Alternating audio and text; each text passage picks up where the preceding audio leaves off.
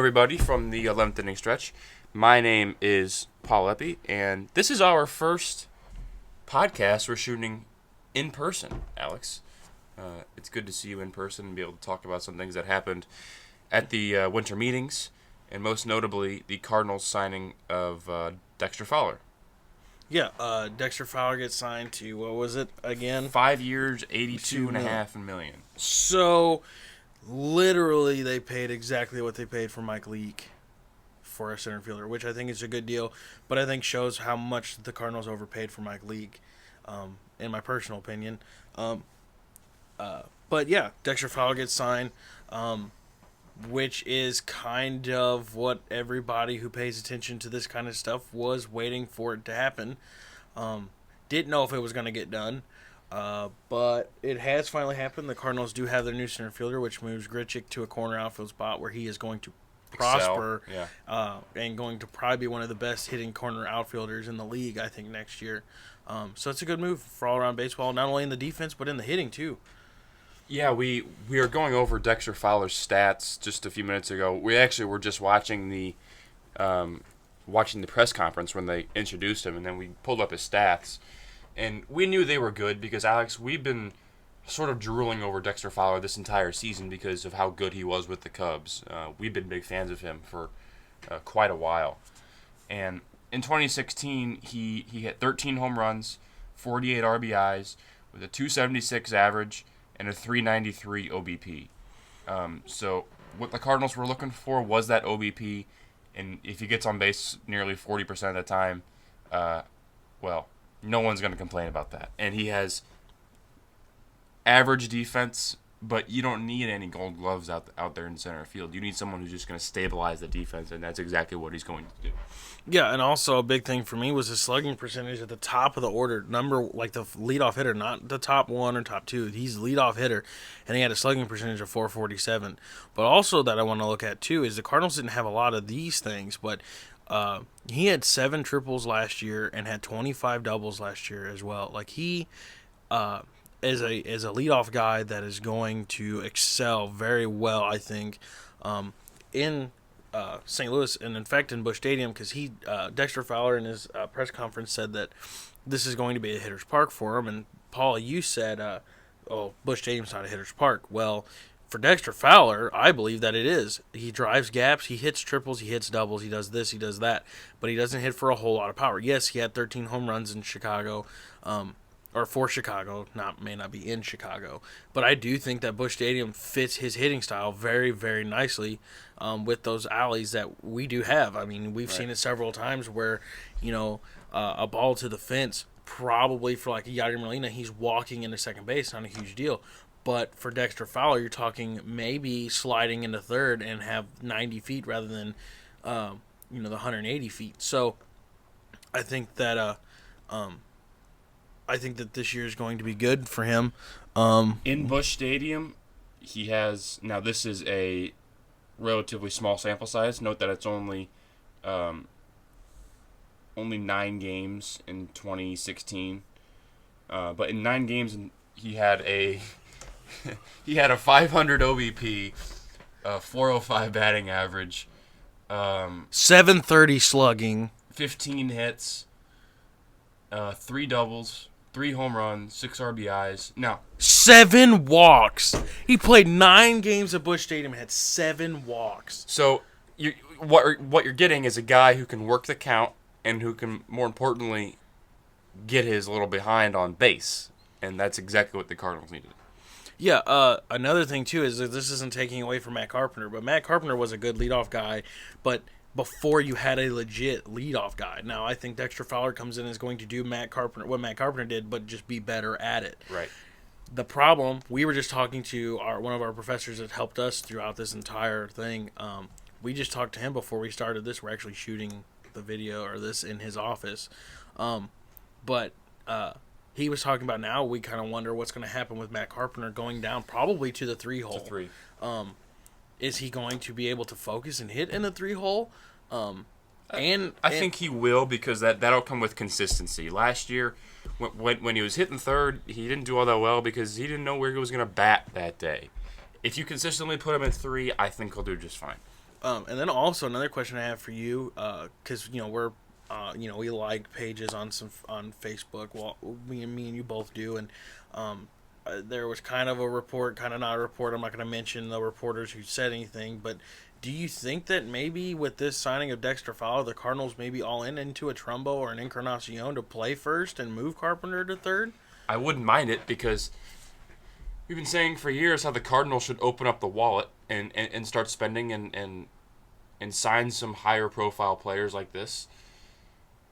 I wouldn't mind if they go get Encarnacion or Trumbo, but they're going to get a lot of money, and the age isn't on the Cardinals side. In other words, they are old, not old, but they are definitely older than they are younger.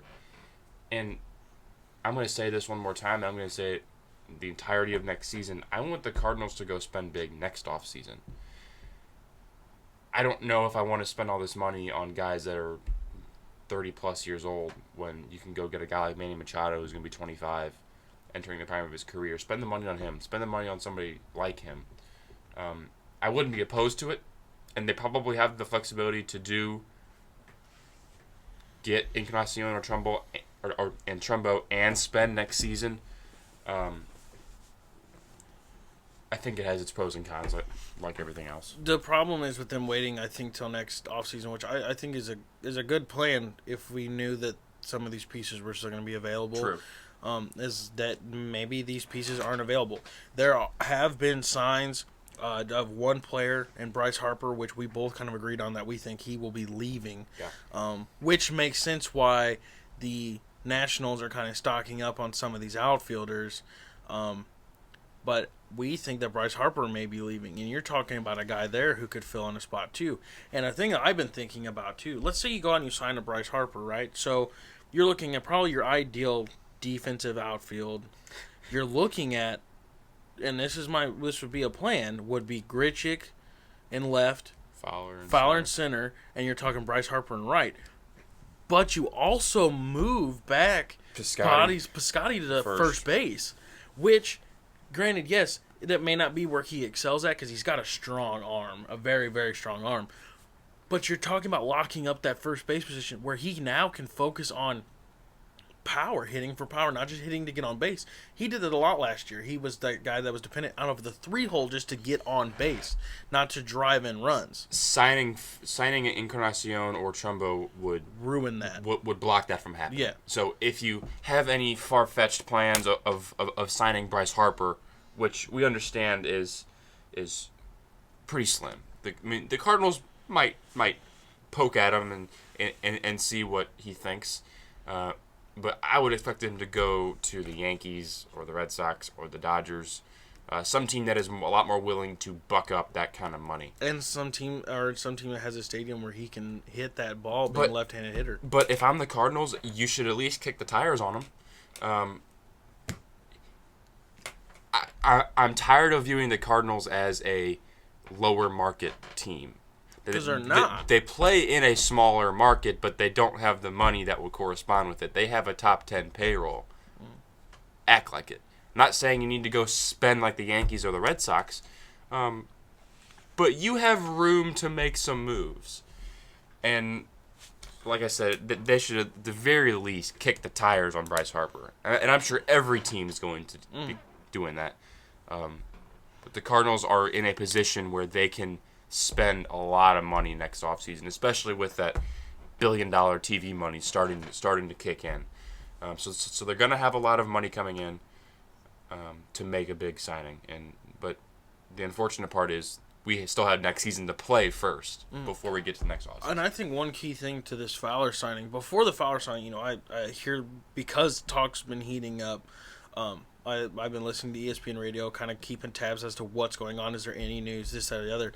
And a lot of people, you hear, like, the Cardinals need to spend money. And you've been saying that, but I think that there's two different ways to look at the phrase spend money.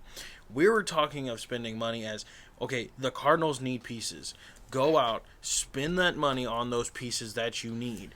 Don't go out, and this is what the other people seems like they're saying. They're saying spend money just to spend money because you have it. Right.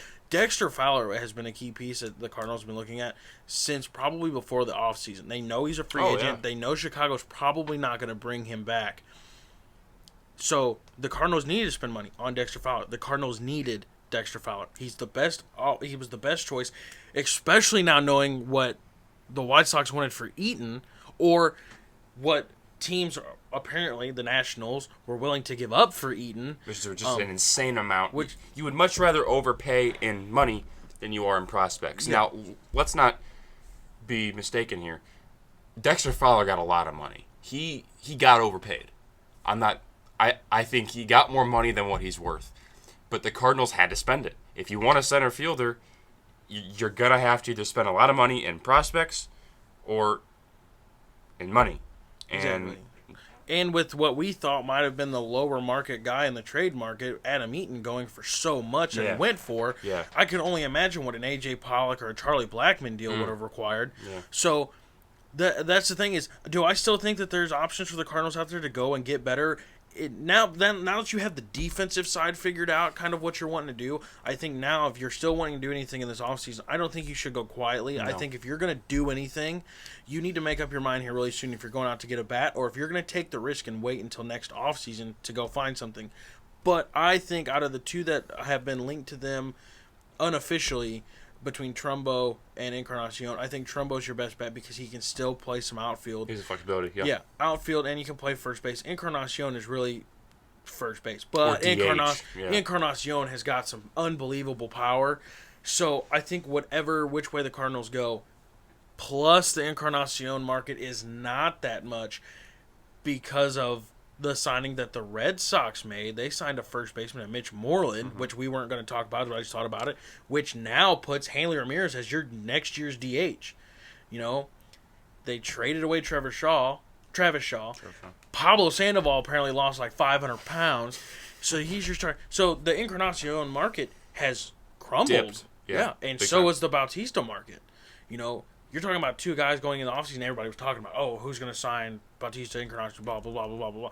Now it looks like no one's going to sign them. They can't get any takers. Right. Yeah. So the Encarnacion market is now small for Encarnacion, but it's huge for the Cardinals. Right. If you view them as a small market team, if you're wanting that bat, Trumbo's market is very large right now. But Encarnacion, if you want that bat, I think now you have to go out and get him before the Trumbo signing sets what Encarnacion gets. Before the market sets what players are going to get, go out and sign a guy like that if you're going to. If not, wait and see what you can find. Yeah. Before we move on to some of these other players that were moving during the winter meetings, I want to give you Dexter Fowler's stats at Busch Stadium. We gave you his stats last year at Busch Stadium. This is his career in Busch Stadium. 36 games played.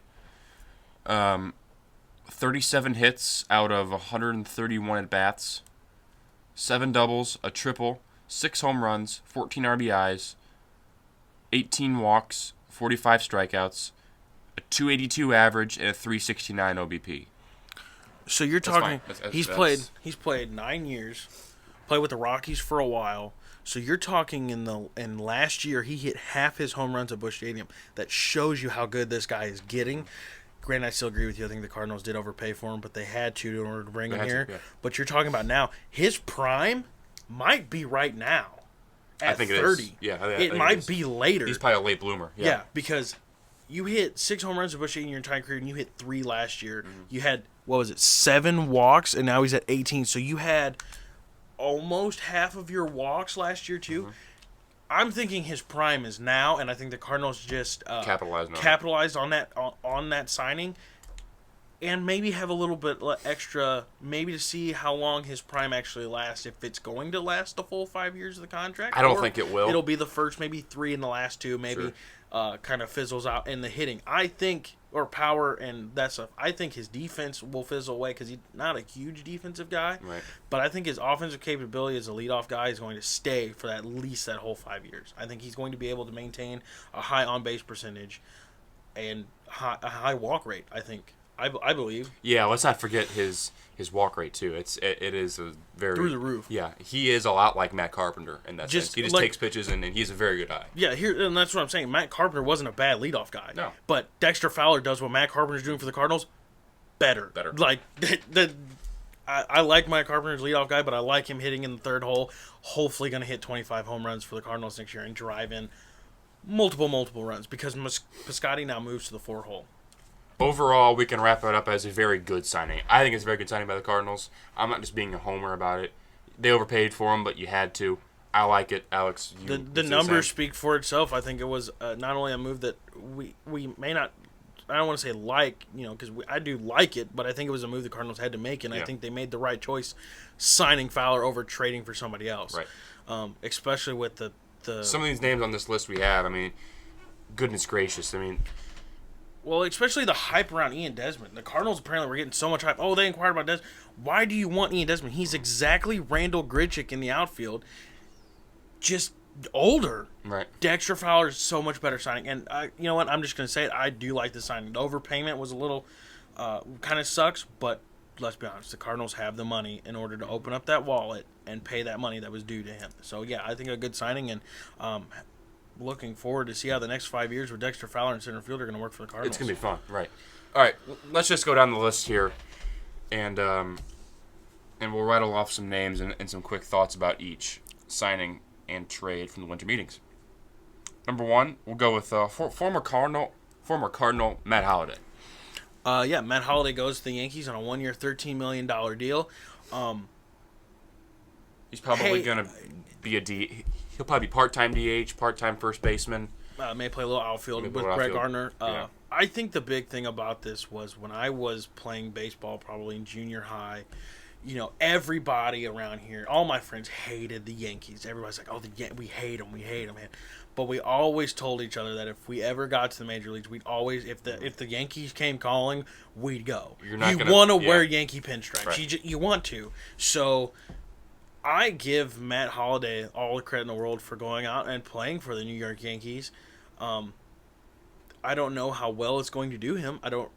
You're talking about a guy who's been in the National League for the last, 9 years. A long time, yeah. Or 7 years is what it was. The one thing, too, that we both kind of found funny within his contract was that he said he didn't want to get traded to the Oakland A's, which was his old team before the Cardinals. You have to think that they probably had some sort of nasty breakup there. Because why else would he say, no, I don't want to go to Oakland?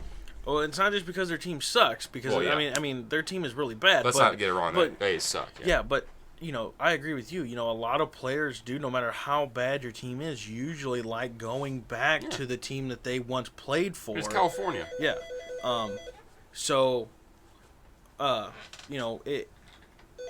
It's just, the Cardinals have to kind of the Yankees finally got a DH that's going to be worthwhile, I think, for a while because they got rid of Alex Rodriguez, and I think that's a smart move.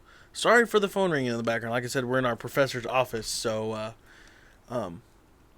it kind of sidetracked both of us.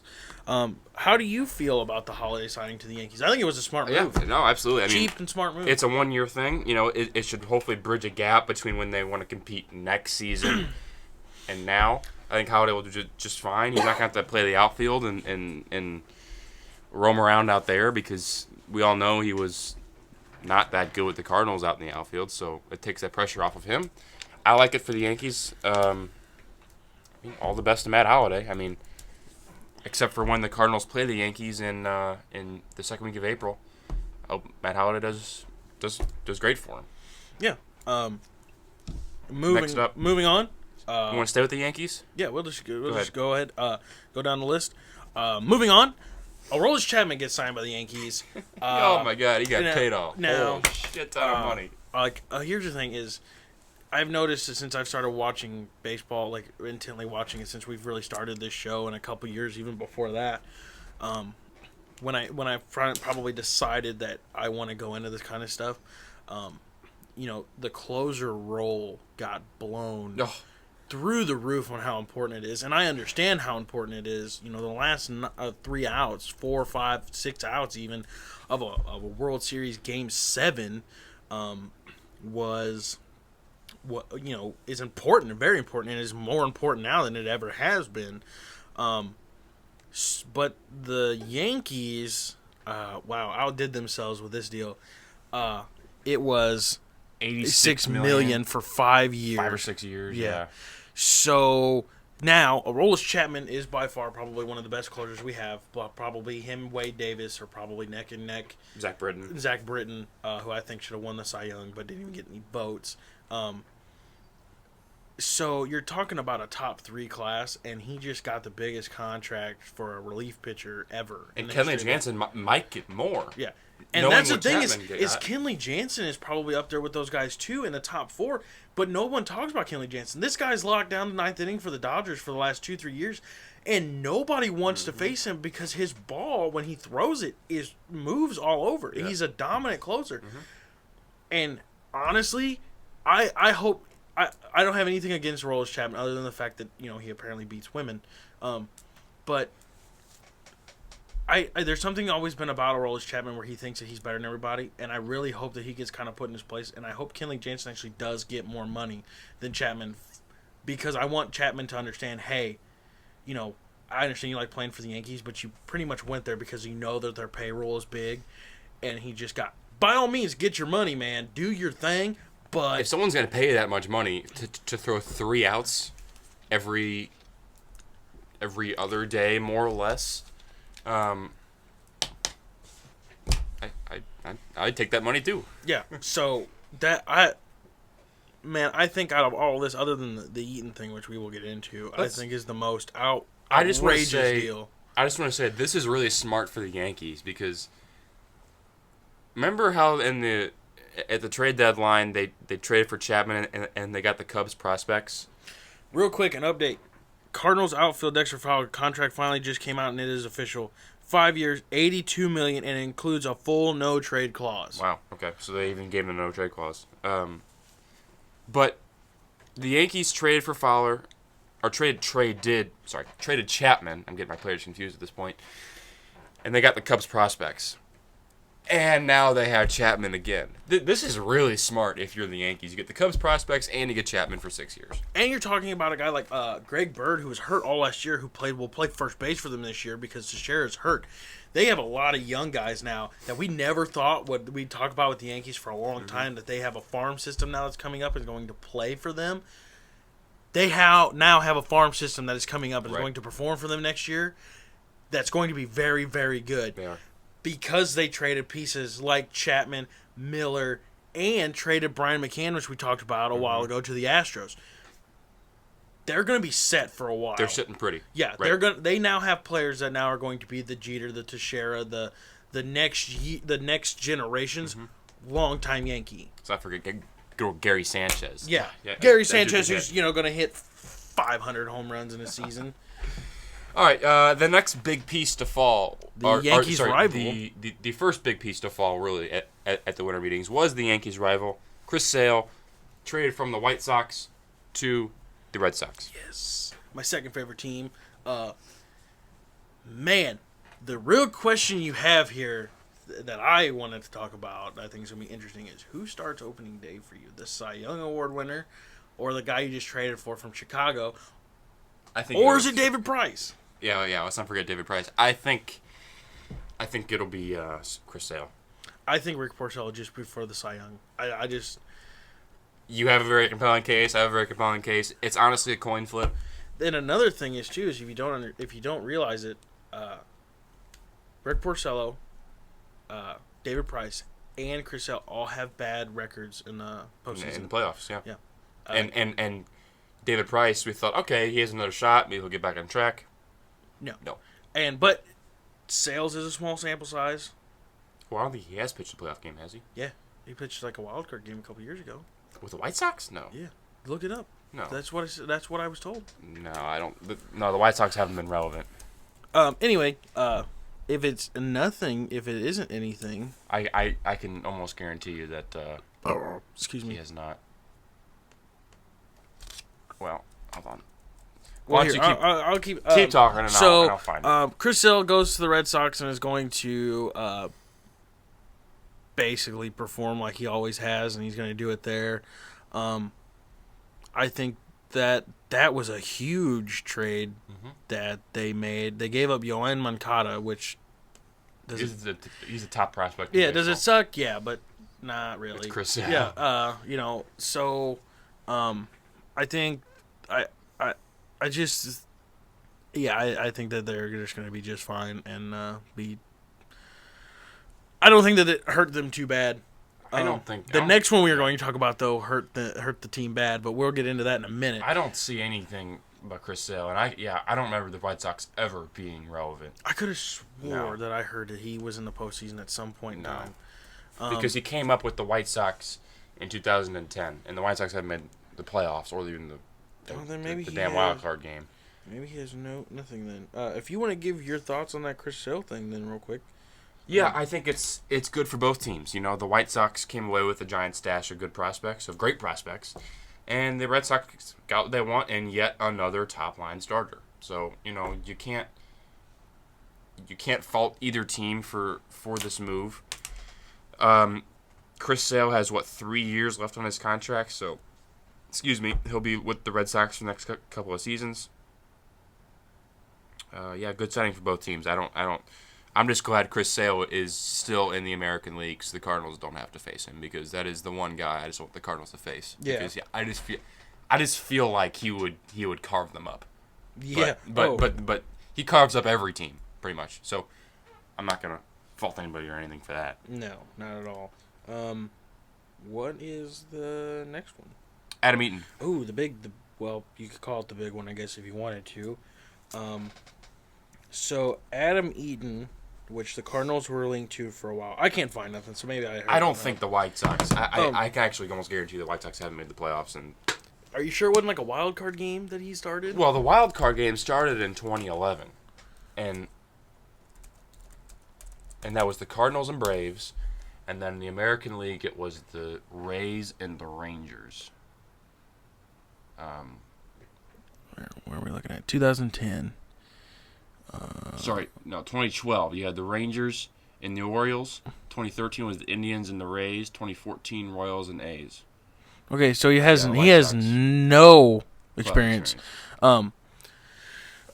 Okay, so the Adam Eaton, which the Cardinals were linked to for a while, like I said before, and good God, am I happy they did not make this trade. Oh. I like Adam Eaton as a player a lot, but I do not like him a lot to give up a player like Alex Reyes. Or Alex Reyes, if you tie that to the Cardinals.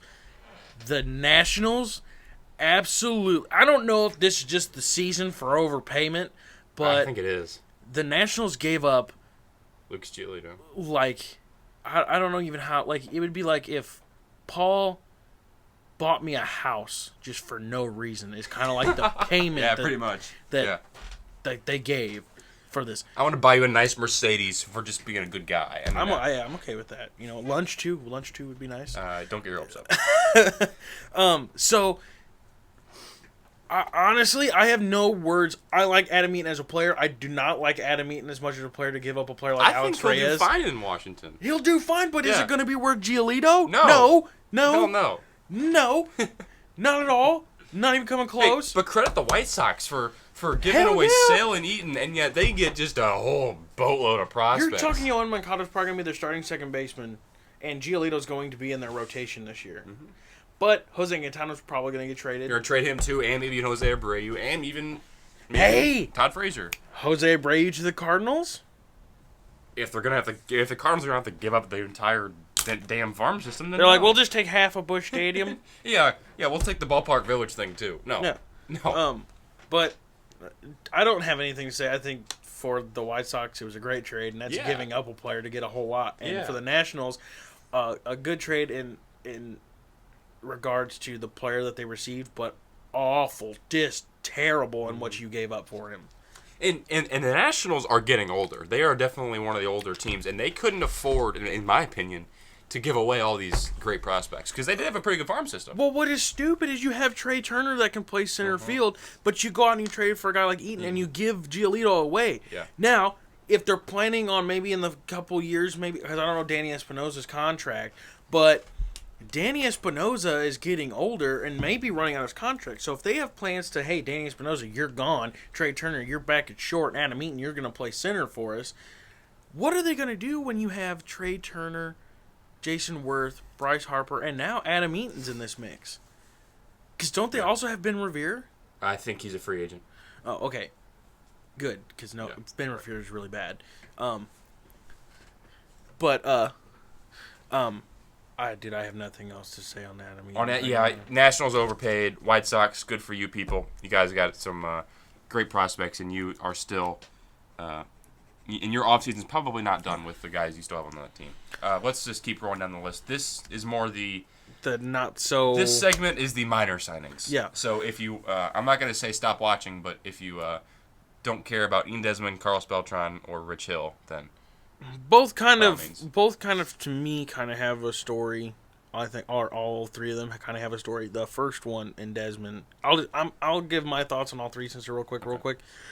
My first thoughts on Desmond, just because he was linked to the Cardinals, signed a deal a couple days ago with the Rockies. Mm-hmm. He's going to play first base for them, which is a position that he hasn't played a whole lot of again. At so all. He's playing shortstop, then goes to play outfield. Now he's playing first base. Beltran, ex-Cardinal. My favorite player that I've ever... my favorite player in the entire Major League Baseball, why my favorite number is 15 is because of him. Signs back with the Astros, which I think is a huge signing. I think it's a great veteran signing. presence in that team that they need. A great signing. And the Hill thing, to me, was a good signing for the fact that he did his interview and kind of honored his late son. Mm-hmm. And I think now is getting the due diligence that he deserved from putting in all his hard work, from being in an Independence ball a couple years ago, but now got a 3-year, I believe it was $48 million deal. He's getting his payday. I can't think of a better person you'd pay that much money to than a guy like Rich Hill. Pitches with a great amount of enthusiasm, literally throws the ball and hops around on the mound, and just has some nasty stuff. Except he's got to work on the blisters. He's got to work on them. I'm going to second your thoughts on Desmond and Beltran because there's just not a whole lot to say about them. Beltran, good, like I said, veteran presence in Houston. He'll probably hit fairly well. But I'm going to expand a little bit on Rich Hill from a baseball standpoint. The Dodgers needed him. Who do they have in that rotation that can pitch other than Clayton Kershaw? Well, I've always liked Hung Jin Ryu. I do too, but he apparently he doesn't want to come home from the hospital because he's always hurt. I like being at the hospital. He's a human Band-Aid. People will give you sympathy when you're at the hospital. Well, he's got to start playing some baseball. I don't know what the hell his deal is. I think he'll. Brandon McCarthy ain't gonna cut it. Alex Wood is not gonna cut it. I think you had to sign Rich Hill, even though he's 49 years old. Don't count out those pieces either. To be fair, those are still some fairly decent. Pieces. I don't think you're gonna win anything significant with a rotation that's that shallow. I don't know. Man, it just seemed like a couple years ago you were talking about how they got like the biggest depth in the whole. They did. Blah blah blah blah blah. Who's gonna be their starting five? And then Zach Greinke's like, you know what, screw you. I'm gonna go sign this like $300,000 million contract over here, and then everybody else is like, you know what, I'm gonna go with him, and I'm gonna go over this way and do this thing and do that. And then Clayton Kershaw's like, well, I like wearing blue, so I'll stay. Rightfully so. I mean, I think he'll be staying in Los Angeles his whole career, but. Cardinals need a pitcher, left-handed pitcher. That's true. We need to open up the checkbook. Okay, I'm going to end with this question. Who gets the bigger contract next season? Me. Bryce Harper or Clayton Kershaw? Depends. Depends if Kershaw signs back with the Dodgers. If Kershaw signs back with the Dodgers, Bryce Harper hands down gets the biggest contract. Let's say Kershaw wants to test the market. I think... Oh, holy cow. I still think Bryce Harper outwins him, but I don't think it's a hands-down situation. Much. It can't be that much. But if Kershaw's like, like I said, I like wearing blue, L.A. blue, I think that Bryce Harper's probably going to be in the range of $300 million. I think Bryce Harper could be closer to $400 million. If he performs his 2015. Probably you're talking a 10-year, $300 million deal. At least. Yeah. That. Clayton Kershaw's probably going to get a 5-6-year deal. 150, 175, maybe $200 million. Maybe more than that. Nah, not with these. If he sign now, if he tests his free agent market, you're talking maybe $250 million for him. But if he stays with LA, you're talking no more than $200 million. I'm just saying. Okay.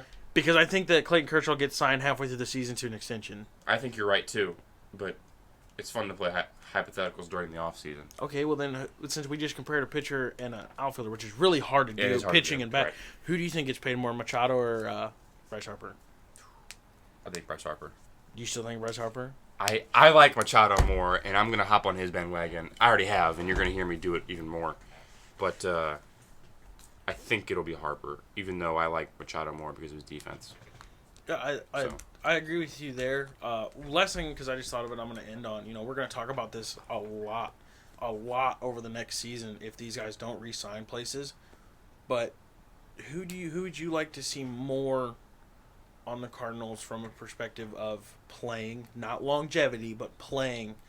Do you like a Josh Donaldson or do you like a Manny Machado? Manny Machado, just because he's younger. Well, I mean, and I know you didn't say longevity, but it's hard to ignore the age. I was kind of leaning you towards that answer just for the fact that Josh Donaldson is great. But Josh Donaldson's contract ended on the wrong year. If they sign Donaldson, you're not going to hear me complain about that. No. Here's the thing: is I said not longevity to get you to think, but the answer's still clear. Manny Machado. There's a reason he's been winning Gold Gloves over Josh Donaldson the past couple of years. Manny Machado is by far the best third baseman in the all league. And I would say that Nolan Arenado is pretty up there, but Nolan Arenado does play in Colorado. Manny Machado is the best third baseman. Might be up there with the best player in all-around baseball. I think he's close. Yeah. I don't give Mike Trout all the praise that people give him. Not that he doesn't deserve it, but Mike Trout, since his rookie season when he stole all those bases and did all this, he hasn't repeated the stolen bases part in a long time. And let's not downplay him. No.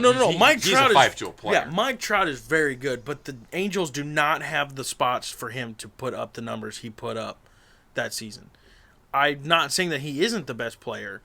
Where are we at? 49 stolen bases in 2012. Yeah. 33. Yeah.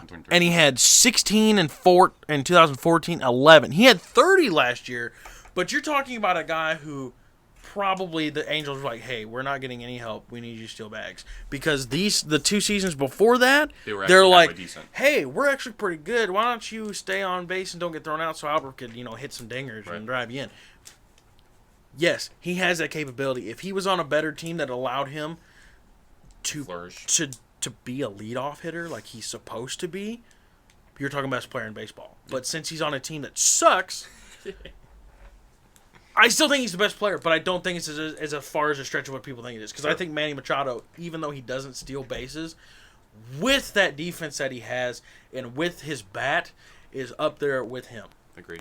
Hands down. And I don't even compare Bryce Harper to Mike Trout anymore, given the fact that Bryce Harper had like a complete fluke season last year. Yeah. So I have nothing else. The winter meetings went. The winter meetings actually kind of went over a little smoother than what they have in the past couple of years. Some deals got done. The Cardinals finally signed somebody in the winter meetings, which was fucking shocking.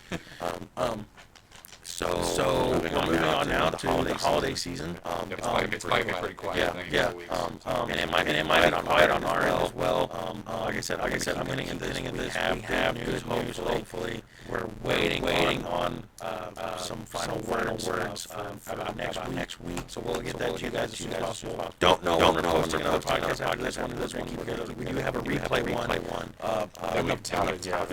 And the ball ready to send out to you guys whenever we can. But if we do not get you guys before kind of Christmas hits, because we do have final exams, praise the Lord for teachers. You guys have a Merry Christmas and a good New Year. And this has been the wrap-up of the winter meetings from the 11th inning stretch. For Paul Epi, my name is Alex Schneider. Thank you guys for joining us, and have a good rest of your day.